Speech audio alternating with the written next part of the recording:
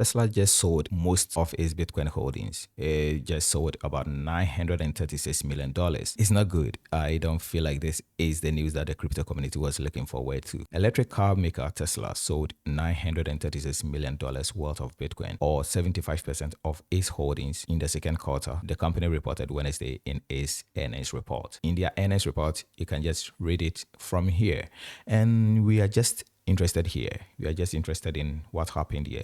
We have converted approximately 75% of our Bitcoin purchases into fiat currency. Conversions in Q2 added $936 million of cash to our balance sheet. So coming back to CoinDesk, they did just a little bit of mathematics here. The company held about 42,000 Bitcoin heading into the quarter. So if it sold 75% of that amount for $936 million, that would equate to an average selling price of about $29,000 per Bitcoin. Bitcoin ended the second quarter at a price of about $18,700, meaning Tesla avoided a substantial impairment charge on its holdings by selling earlier in the quarter. So yes, if they sold a price of $29,000, an average price of that, then even at current prices, they still did a good job, but it's still lower than the price they bought for. So Tesla practically did the buy high, sell low. Tesla is open to boosting its Bitcoin exposure in the future, and this should not be taken as some verdict on Bitcoin. Musk also said Tesla has not sold any of its Dogecoin.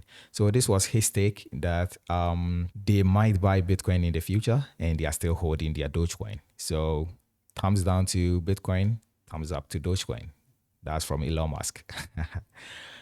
All right, how did the market react? Well, the price of Bitcoin fell about 1.7% to 23,300 immediately following the release of the earnings report, but rebounded to its previous levels after Musk made his comment on the earnings call. Tesla ended the second quarter with just $280 million in Bitcoin, down from $1.26 billion in the previous 3 quarters. Well, let me give you my take, guys. I feel like this is bad news. Like when they bought, we were all excited. So if they are selling now, especially when the market is down, because they are not selling for profit. If they sold for some profit like they did earlier, when they sold for about $110 million in profit, we all be okay because it's part of what we all do. If tomorrow MicroStrategy decide to sell, it's going to be a problem because at the end of the day, they will be selling for a lower price than they bought. And so taking a loss is a bad thing. It means 2 things. And I think it's probably what Elon Musk said. This has nothing to do with Bitcoin. And this is not to say they are not going to hold Bitcoin in the future or they don't trust in the Bitcoin network anymore. This has much more to do with how they feel about the economy. I think they're trying to preserve some cash so that if things go bad and they need cash, they can just dig into that. So I understand from that perspective. The real problem is how businesses and companies are going to take this, not just the retail investors. Retail investors will be okay. Most of us have been just dollar cost and averaging into Bitcoin and other cryptos, meaning if it falls, we buy some for lower prices. So it can't be all that bad. But for companies that were looking up to Tesla, MicroStrategy, and thinking they will be finding strategies to add in Bitcoin to their own balance sheet, now they might sit back.